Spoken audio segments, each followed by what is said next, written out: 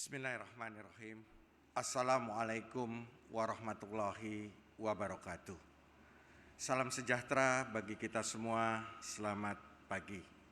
Yang saya hormati Menteri Koordinator Bidang Perekonomian Bapak Erlangga Hartarto, yang saya hormati Ketua LPS Pak Yudi Purbaya Sadewa, yang saya hormati ada tamu spesial from Japan, coming, Hori-san. Thank you for coming. Hori-san adalah CEO dari Mitsui Corporation Japan. Dan bapak-bapak serta ibu-ibu yang saya hormati, yang mohon maaf tidak dapat saya sebutkan satu persatu, para hadirin, hadirat, dan khususnya para pemirsa CNBC Indonesia dimanapun Anda berada. Hari ini saya akan menyampaikan beberapa poin yang menjadi topik discussion pada kita pada hari ini, yaitu tentang masalah yang kita hadapi baik di global maupun di Indonesia. Kita sadar bahwa kita baru saja selesai dari pandemi COVID-19. Belum selesai sudah terjadi perang antara Rusia dan Ukraina, yang mengakibatkan terjadinya banyak hal yang berujung pada krisis pangan, krisis energi, dan inflasi global. Artinya tidak ada satu negara pun yang terbebas dari masalah inflasi ini. Tentu menghadapi inflasi ini, otoritas keuangan di seluruh dunia mencoba untuk menaikkan suku bunga agar inflasi bisa terkendali. Tapi yang terjadi seperti kita tahu belakangan ini, inflasi sangat susah turunnya. Tentu ini menjadi sebuah pertanyaan.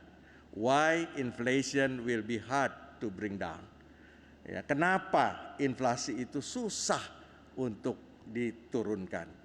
Kita tahu Fed sudah menaikkan 7 kali suku bunga. ECB atau European sudah menaikkan 5 kali. BI sudah menaikkan 6 kali.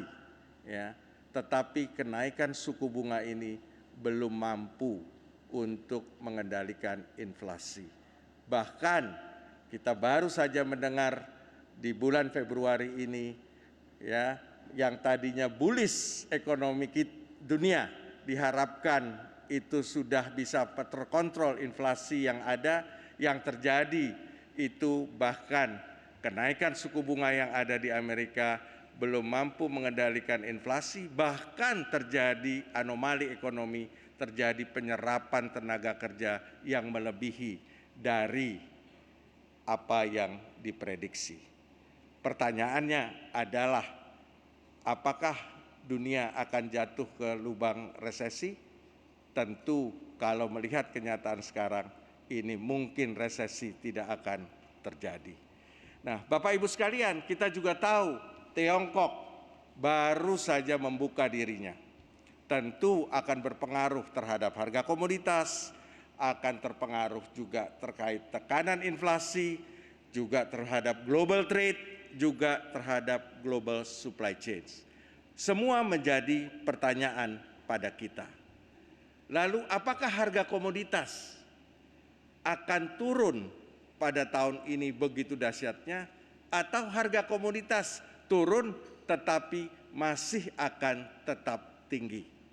Ini juga pertanyaan yang harus akan dijawab, berapa lama harga komoditas ini akan bertahan. Kita juga melihat fenomena baru. Perusahaan-perusahaan teknologi yang tadinya memiliki valuation yang begitu luar biasa, sekarang tiba-tiba valuation-nya jatuh dengan sangat luar biasa.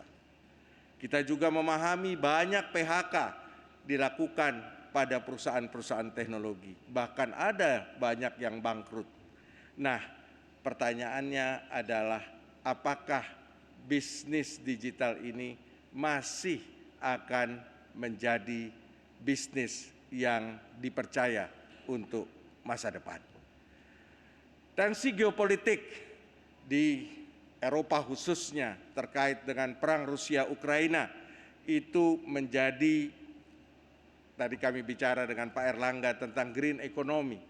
Apakah betul-betul ya yang namanya ESG ini akan tetap berjalan karena sekarang Eropa telah membangun atau membakar batu bara kembali. Ini adalah pertanyaan yang masih akan perlu dijawab. Kita juga sadar, Bapak Ibu sekalian, tahun ini, tahun depan masuk kepada tahun politik.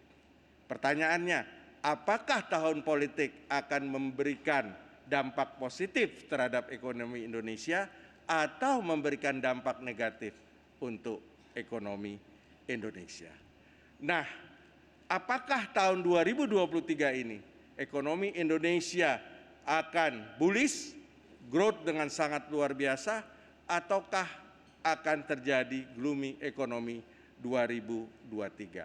Semua pertanyaan-pertanyaan ini akan kita bahas di dalam CNBC Economy Outlook 2023 dengan para panelis di bidangnya yang merupakan pembuat kebijakan dan pelaku dunia usahanya. Yang pertama, tentu nanti Menteri Koordinator Bidang Perekonomian Pak Erlangga Hartarto akan menyampaikan keynote speech-nya. Lalu dilanjutkan dengan Ibu Sri Mulyani Indrawati, Menteri Keuangan Republik Indonesia, yang akan juga menyampaikan pandangannya. Dilanjutkan Gubernur Bank Indonesia, Bapak Ferry Warjio, Bapak Mahendra Siregar, Ketua LPS, dan Bapak Yudi Purbayasadewa sebagai Ketua LPS. Nah, orang-orang ini bisa mewakili pembuat kebijakan di dalam ekonomi Indonesia.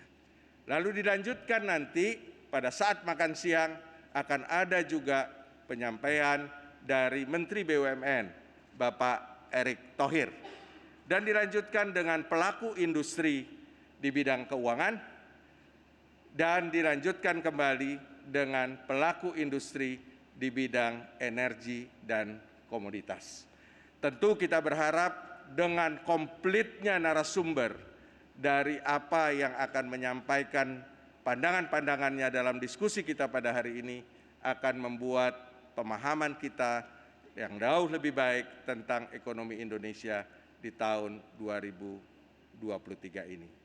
Terima kasih atas kehadiran Bapak Ibu sekalian dan terima kasih atas perhatian para pemirsa CNBC Indonesia dimanapun Anda berada.